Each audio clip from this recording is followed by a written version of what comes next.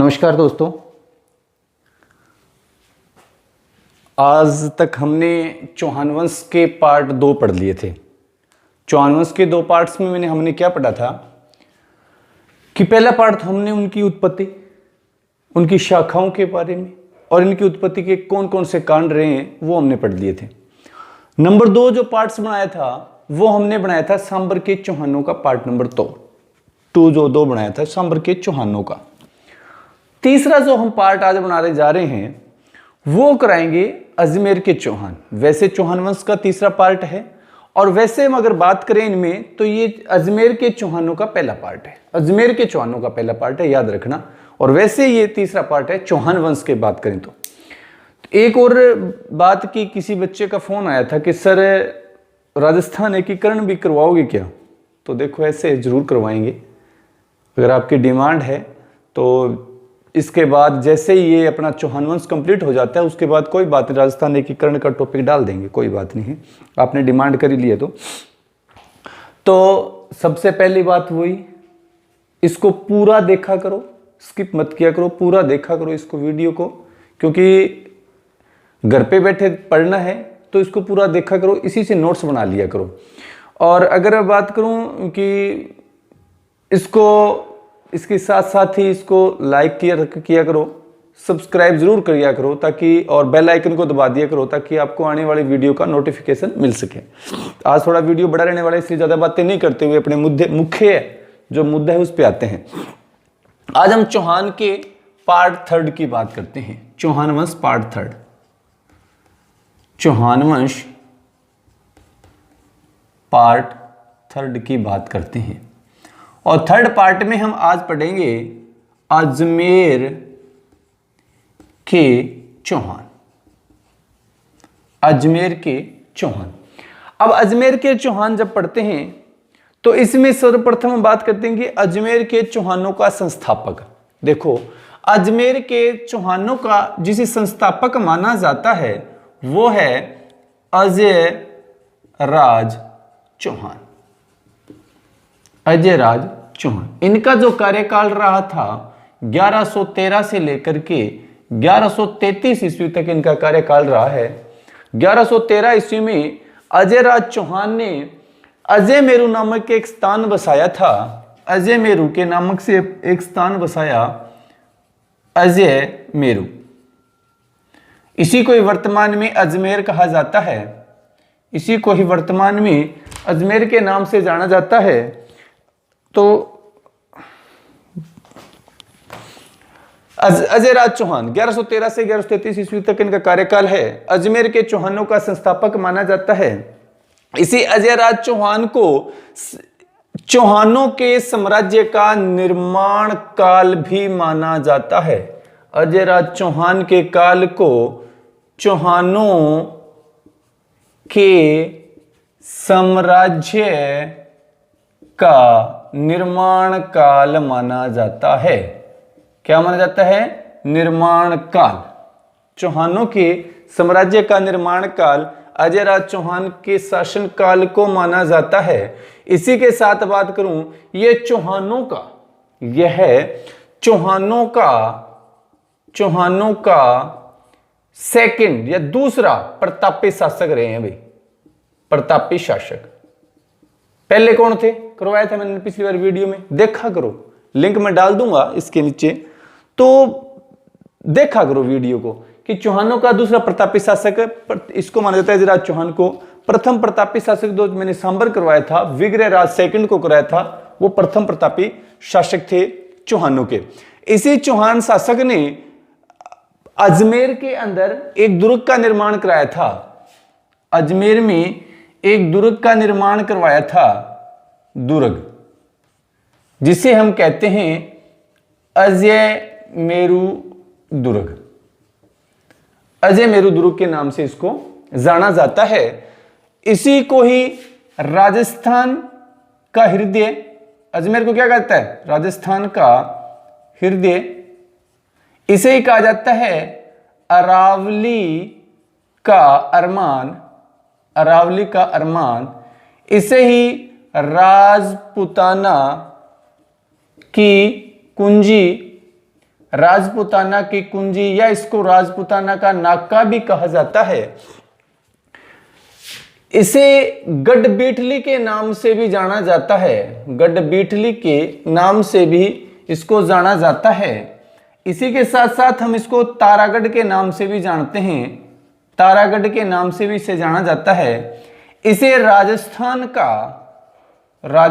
का जिब्राल्टर, राजस्थान का जिब्राल्टर भी कहा जाता है। ये अजय मेरुदुर्ग के कुछ नाम हैं। राजस्थान का हृदय इसे कहा जाता है, अरावली का अरमान कहा जाता है, राजपुताने की कुंजी या नाका के नाम से जाना जाता है, गढ़बीठली दुर्ग के नाम से जाना जाता है, तारागढ़ दुर्ग के नाम से जाना जाता है, राजस्थान का जिब्राल्टर इसको कहा जाता है। भारत का जिब्राल्टर ग्वालियर दुर्ग को कहा जाता है, ध्यान रखना।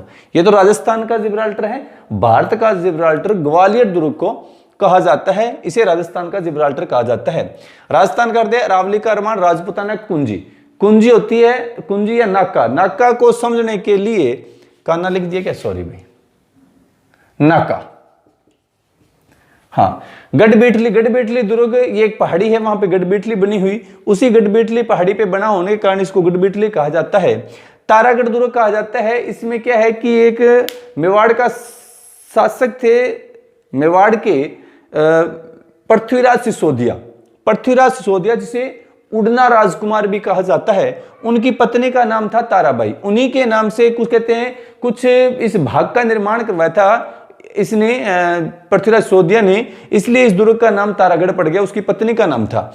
राजस्थान का जिब्राल्टर, देखो जिब्राल्टर समझने की बात है कि राजस्थान का जिब्राल्टर क्यों कहा जाता है। थोड़ा सा इसमें देखता हूं मैं, अगर कोई क्लिप बनी मेरे को इसकी वीडियो के अंदर बीच में कोई देखता हूं, कोई फोटो अगर लगी तो मैं आपको जिब्राल्टर की फोटो लगा दूंगा। वैसे समझने की बात थोड़ी सी समझ लेना। राजस्थान का जिब्राल्टर, जिब्राल्टर है क्या, दरअसल जिब्राल्टर क्या है। देखो ग्लोब देखा आपने, ग्लोब देखा है, इसमें देखो ये ग्लोब है, मान लो ये ग्लोब का मानचित्र थोड़ा सा वैसे पूरा नहीं बना पाऊंगा मैं, थोड़ा सा आपको बना देता हूं। ये वर्ल्ड की बात है, इधर मान लो वर्ल्ड है, इधर ऊपर पड़ता है यूरोप, ऊपर पड़ता है यूरोप और नीचे है अफ्रीका। कुछ कुछ दिमाग में आ रही होगी बात, अफ्रीका। उत्तर में पड़ता है यूरोप, दक्षिण में पड़ता है अफ्रीका। पूर्व की साइड की मैं बात करूं तो पड़ता है अंटार्कटिक महासागर और इधर पड़ता है भूमध्य सागर। पश्चिम में पड़ता है भूमध्य सागर। पूर्व पश्चिम उत्तर दक्षिण, ये थोड़ा सा कई बार दिशाओं की वजह प्रॉब्लम आ सकती है। पूर्व इधर होना चाहिए, पश्चिम इधर होना चाहिए। चलो इसको सही कर देते हैं, ये लो पूर्व और ये पश्चिम। तो थोड़ा सा क्या है कि चित्र मानचित्र बोर्ड पे बनाते हैं तो थोड़ी दिक्कत आ जाती है उसके अंदर, पूर्व पश्चिम वाली जो बात है उसके अंदर थोड़ी दिक्कत आ जाती है। पूर्व की बात करूं तो मैंने बताया था भूमध्य सागर और इधर अंटार्कटिक महासागर।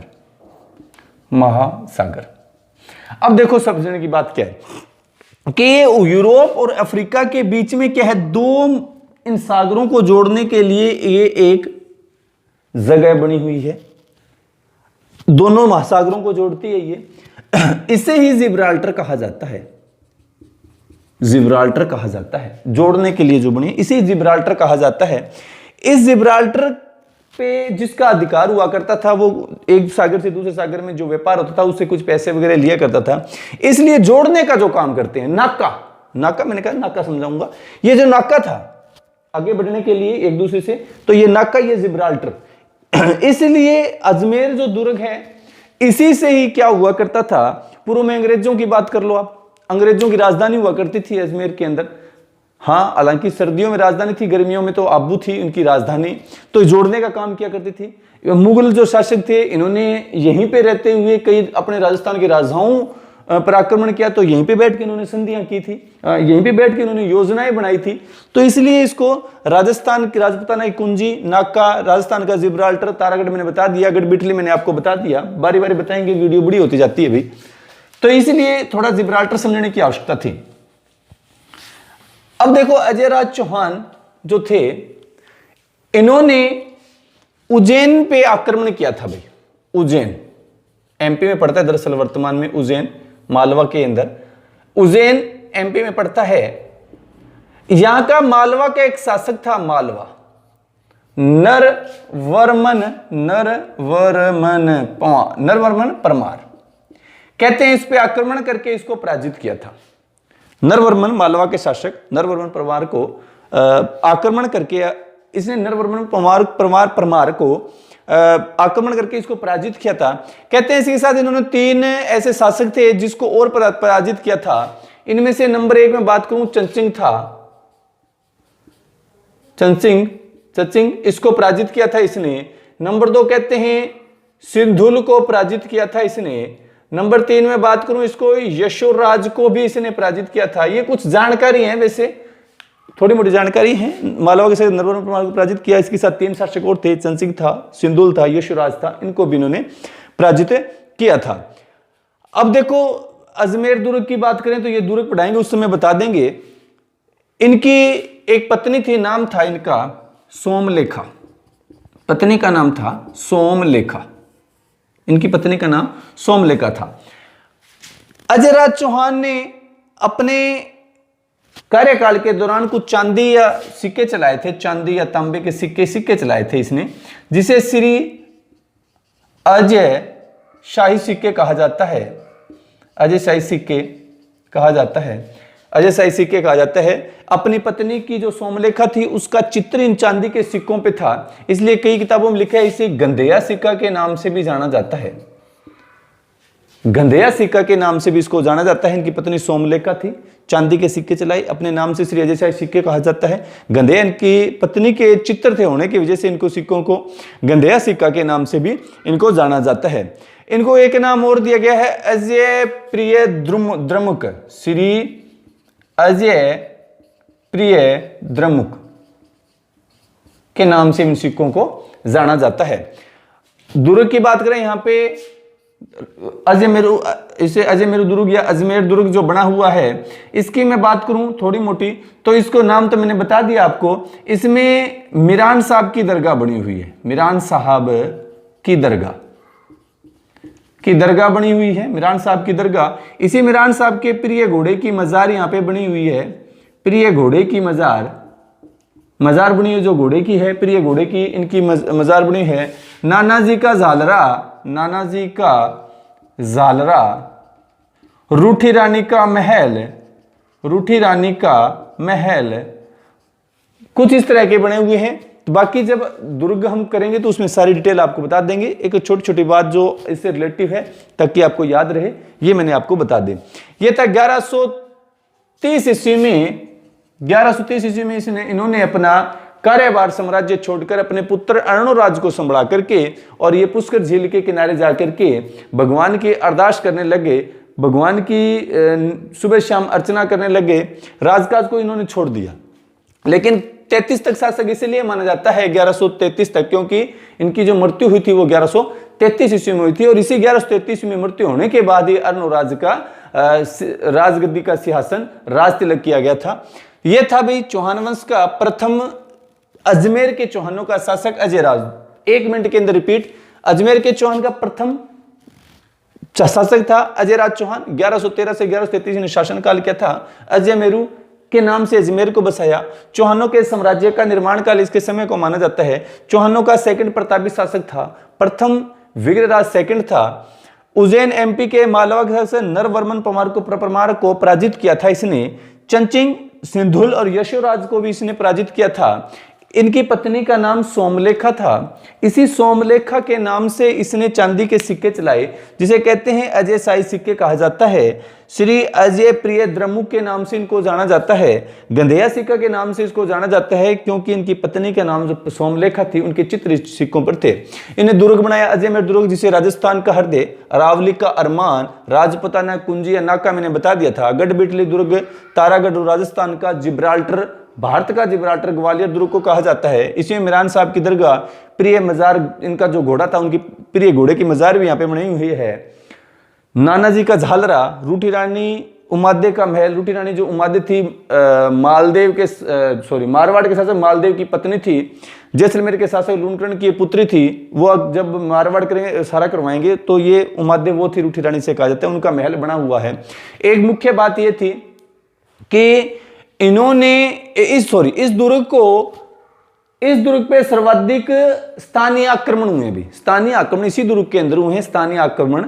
और अगर विदेशी आक्रमण की बात करें तो राजस्थान का एक हनुमानगढ़ जिले के अंदर दुर्ग पड़ता है, उस किले पे सर्वाधिक विदेशी आक्रमण या बाहरी आक्रमण सर्वाधिक हुए हैं।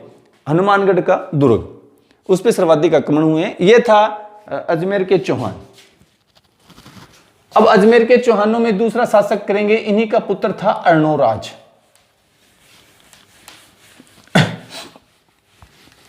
भटनेर दुर्ग पे सर्वाधिक विदेशी आक्रमण हुए हैं, जो हनुमानगढ़ के अंदर पड़ता है, भटनेर दुर्ग।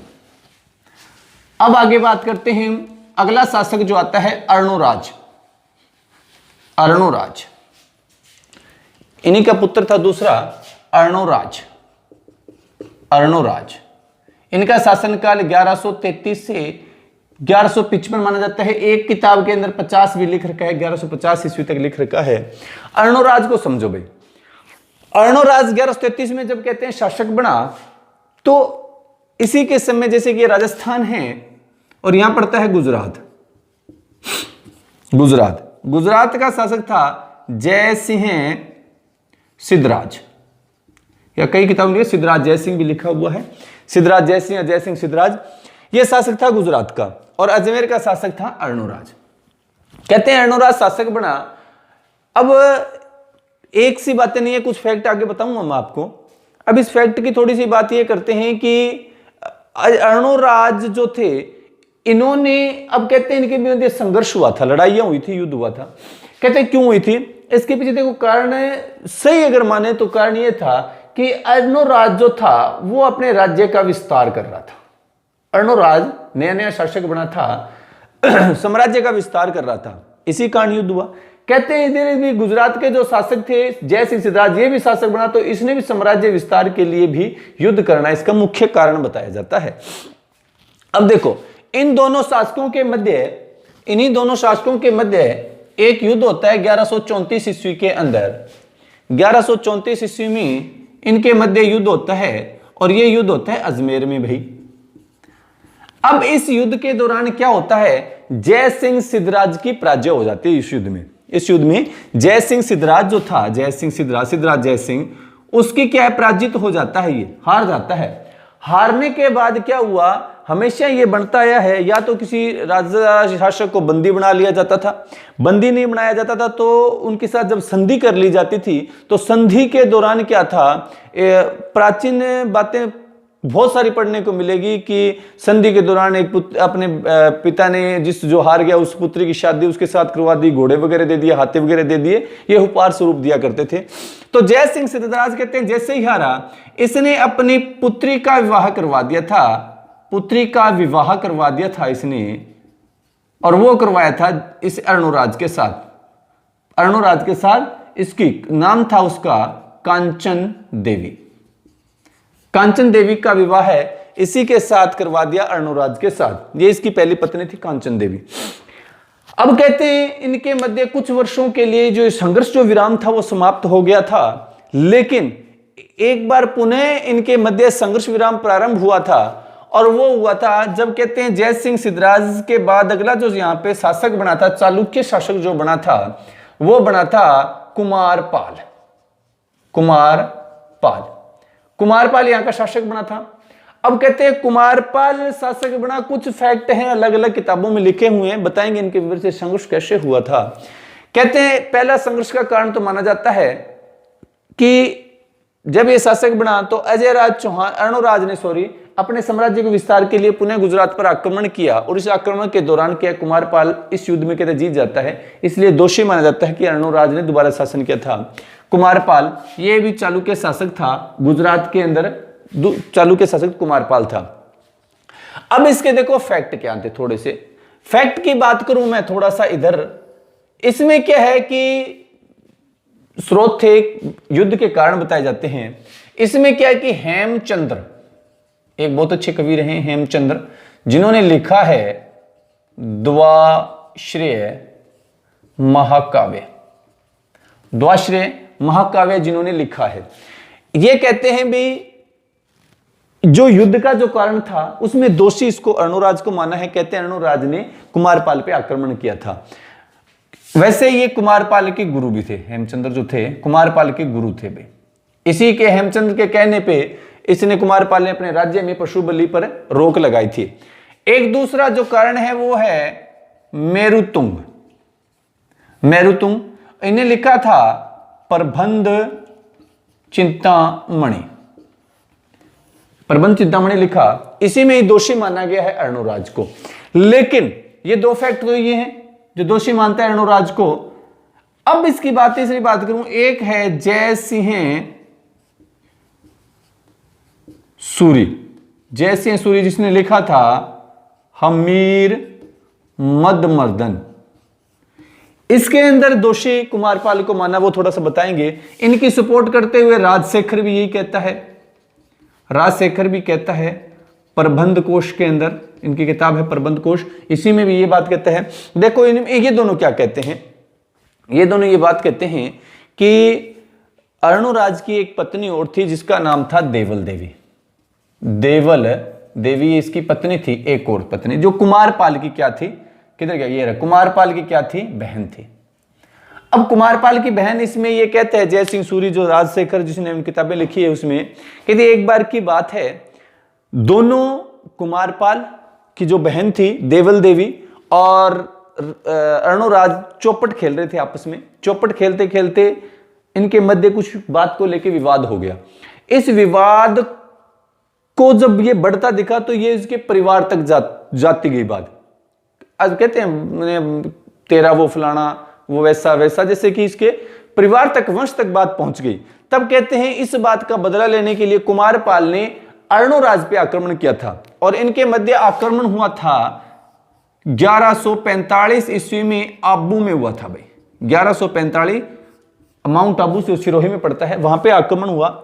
इस आक्रमण के दौरान कहा जाता है कि अर्णोराज की पराजय, इनकी हार हुई थी और कुमारपाल इस युद्ध में जीत गया था। जीतने के बाद क्या हुआ, आबू से कुमारपाल अजमेर आ जाता है, पीछे पीछे कहते हैं अर्णोराज आया और इनके मध्य क्या हुआ, एक संधि हो गई। और संधि के तहत कहते हैं अर्णोराज ने अपनी पुत्री नाम था जलहण। अब ये नहीं कि जलन तो चंद्रप्रदाई का पुत्र था बिल्कुल, जलन चंद्रप्रदाई जो पृथ्वीराज रासो लिखा था उसका पुत्र था जलन, जिसने आधा पृथ्वीराज रासो लिखा था, इसकी पुत्री का नाम भी जलन था। इस जलन का विवाह इसने कुमारपाल के साथ करवा दिया भाई, कुमारपाल के साथ करवा दिया। बड़ी कंफ्यूजन सी बात है ना, लग रही है ना। अब कैसे, थोड़ा सा वापिस जाना। क्या था कि अर्णोराज, इनकी पत्नी थी कांचन देवी, जो चालुक्य राज शासक जय सिंह सिद्धराज जय सिंह की क्या थी, पुत्री थी। समझ में आ गई, पुत्री थी अर्णोराज की पत्नी। अब कहते हैं इसके बाद अगला चालुक्य जो शासक बना था वो बना था कुमारपाल। अब कुमारपाल की बहन भी, कहा जाता है कि कुमारपाल की जो बहन थी वो भी क्या थी, इसकी पत्नी थी जिसका नाम था देवल देवी, जिसका नाम क्या था, देवल देवी। अब कहते हैं जी देवल देवी जो थी ये भी पत्नी थी अर्णोराज की, किताबों में बताया, फैक्ट मैंने आपके इधर बता दिए हैं एक एक। अब कहते हैं कुमारपाल और अर्णोराज के मध्य 1145 ईस्वी में जब आबू में युद्ध हुआ, बाद में इनके मध्य जो संधि हुई, तो अर्णोराज ने अपनी पुत्री जलन का विवाह किसके साथ करवा दिया था, कुमारपाल के साथ करवा दिया। कुछ नहीं लग रहा क्या, पुत्री जलन थी अर्णोराज की, यानी कि बेटी थी, और इसी के रिलेटिव बात करें तो कुमारपाल इसका रिश्ते में तो मामा लगता है। कुछ ये फैक्ट है, इसको सभी मानते हैं। लेकिन एक मैं बात करूं यहां पे, गोपीनाथ शर्मा का नाम सभी ने सुना होगा, गोपीनाथ शर्मा, जिसने चौहानों को ब्राह्मण वंशीय माना, मैंने पहले करवाया था, ठीक है ना। ये बात कहता है कि जो ये दूसरा युद्ध हुआ था कुमारपाल के साथ, कुमारपाल का जो युद्ध हुआ था, इस बात को ये मानता ही नहीं। ये कहता है देवल देवी इसकी पत्नी रही नहीं। ये गोपीनाथ शर्मा ये कहता है कि ये इसकी पत्नी रही नहीं है। ये थी भाई अर्णोराज। अर्णोराज की 1100 कहते हैं 55 ईस्वी के अंदर इसी के पुत्र ने जगदेव ने अर्णोराज की हत्या कर दी थी, इसलिए चौहानों का पितृहंता कहा जाता है जगदेव को। चौहानों का पितृहंता कौन है, पिता को मारने वाला पितृहंता जगदेव को कहा जाता है। इसने अपने पिता की 1155 ईस्वी में हत्या कर दी तथा यह गद्दी पे बैठ गया। थोड़ी सी बात रहेगी इनके झील के बारे में। अर्णोराज ने एक झील का निर्माण करवाया था जिसे कहा जाता है अन्ना सागर झील। आना सागर झील, आना सागर झील, यह भी अजमेर के अंदर बनी हुई आना सागर झील। इस झील का निर्माण अर्णोराज ने 1137 ईस्वी कहा जाता है। इसके अंदर बिजोलिया जो शिलालेख है, बिजोलिया शिलालेख, वो कहता है जी 1133 से 1137 ईस्वी के मध्य इस झील का निर्माण करवाया गया था। और गोपीनाथ शर्मा इसको 35 से 37 मानता है। अर्णोराज ने अन्ना सागर झील का निर्माण करवाया था।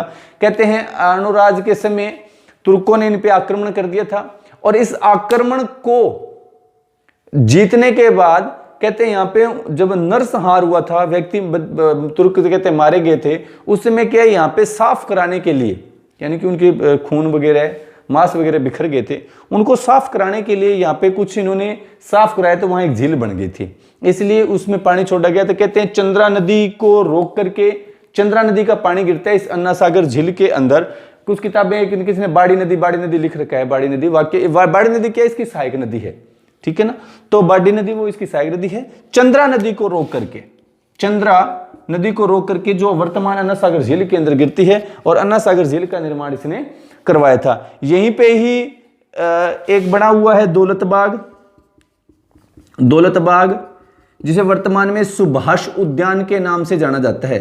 सुभाष उद्यान के नाम से इसको जाना जाता है। दौलतबाग, सुभाष उद्यान, जिसका निर्माण जहांगीर ने करवाया था। जिसका निर्माण किसने करवाया था? जहांगीर ने। इसी झील के किनारे बैठ करके नूरजहां की मां असमत बेगम ने फूलों से इत्र का आविष्कार किया था। इसी झील के किनारे बैठ के नूरजहां की मां असमत बेगम ने इत्र का, फूल के, गुलाब के फूलों से इत्र यानी कि सेंट का आविष्कार किया था इसी झील के किनारे बैठ करके। अन्ना सागर झील, जिसे दौलतबाग सुभाष उद्यान यहाँ पे बना हुआ है, वर्तमान सुभाष उद्यान के नाम से जाना जाता है। जहांगीर ने इसे इसका निर्माण करवाया था। 5 बारादरी का निर्माण भी यहाँ पे करवाया गया था। इसी झील के किनारे 5 बारादरी का निर्माण शाहजहां ने करवाया था। 5 बारादरी का निर्माण भी शाहजहां ने करवाया था। शाहजहां ने करवाया था। इस 5 बारादरी का निर्माण शाहजहां ने करवाया था। ये थी भाई अर्णोराज के बारे में। 55 में इसकी जगदेव ने हत्या कर दी। 2 मिनट के अंदर रिपीट कर लेते हैं। अजमेर के चौहानों का संस्थापक आदि पुरुष मुख्य पुरुष पूछ लिया जाए तो अजयराज चौहान। अगर सीधा पूछ लिया जाए चौहानों का आदि पुरुष, मुख्य पुरुष और मूल पुरुष किसे कहा जाता है, तो सीधी सी बात करें आप, सीधा करना वासुदेव चौहान। अगर किसी जगह का नाम दे दिया जाए फिर देख लेना। अजमेर के चौहानों के संस्थापक आदि पुरुष मुख्य पुरुष अजयराज चौहान को कहा जाता है। 1113 से 1133 उनका शासनकाल रहा था। अजयराज चौहान ने अजमेर दुर्ग का निर्माण करवाया था। मैंने एक डिटेल उनकी बता दी थी। उसके बाद उसके पुत्र अर्णोराज शासक बना 1133 से 1155 ईस्वी तक। अर्णोराज 1134 में अजमेर पे आक्रमण हुआ। चालुक्य राजा जय सिंह सिद्धराज ने इन पे आक्रमण किया। संधि हार गए जय सिंह सिद्धराज, तो संधि के तहत कांचन देवी का विवाह के अर्णोराज के साथ करवा दिया था। इसमें एक पत्नी देवल देवी बताई जाती है। वो कहते हैं कुमारपाल जो चालुक्य राजा था गुजरात का, उसी की बहन बताई जा रही है। इसके साथ शादी हुई थी। उसका फैक्ट मैंने आपको बताया था, थोड़ा सा रिपीट करवा दूंगा। इनके मध्य कहते 1145 में चौपट खेलते हुए आपस में विवाद होने की वजह से हो गया था। और इस झील के इन्होंने एक झील का निर्माण करवाया जिसे आना सागर झील या झील कहा जाता है। इसी झील के किनारे दौलतबाग सुभाष उद्यान के नाम से एक जहांगीर ने बनवाया था, जो वर्तमान सुभाष उद्यान के नाम से जाना जाता है। 5 बारादरी का निर्माण शाहजहां ने करवाया था। इसमें कुछ फैक्ट हैं कि कुमारपाल के मध्य जो युद्ध हुआ था कुमारपाल अर्णोराज में, उसमें दोषी हेमचंद्र ने माना कि इसमें दोषी अर्णोराज था। मेरुतुंग ने इन्हें दोषी माना, लेकिन जय सिंह सूरी और राजशेखर इसमें दोषी इसको नहीं मानते, कहते हैं दोषी इसके अंदर वो कुमारपाल ही दोषी था। गोपीनाथ शर्मा इस बात का खंडन करते हुए कहते हैं कि कुमारपाल जो था उसका युद्ध होना बताया ही नहीं। किसके साथ? इसे अर्णोराज के साथ युद्ध हुआ ही नहीं था। ये थे आज के 2 शासक अजमेर के। अब नेक्स्ट वीडियो में आगे के शासक करेंगे इसमें। तो एक लास्ट में फिर से आप मेरे चैनल को प्लीज विनती है सब्सक्राइब जरूर करें और क्वालिटी की बात है तो इसमें मेरे को कई मैसेज मिलते रहते हैं, तो क्वालिटी भाई थोड़ी सी नेट प्रॉब्लम आपके आती है। क्वालिटी 360 420 शायद इसके अंदर कुछ होता है फंक्शन, उसके अंदर थोड़ा करके सेट कर लिया करो, थोड़ी क्वालिटी आ जाएगी, ऐसी बात नहीं है। तो चैनल को जरूर सब्सक्राइब जरूर कर दें, क्योंकि चैनल को सब्सक्राइब करोगे और उसके बाद बेल आइकन दबाओ तो आपको अगली वीडियो का क्या मिलेगा, आपको नोटिफिकेशन मिलता रहेगा। तो ये थे आज के 2 चौहान, बाकी करेंगे नेक्स्ट पार्ट के अंदर चौहान वंश पार्ट जो चौथा करेंगे वो बाद में करेंगे।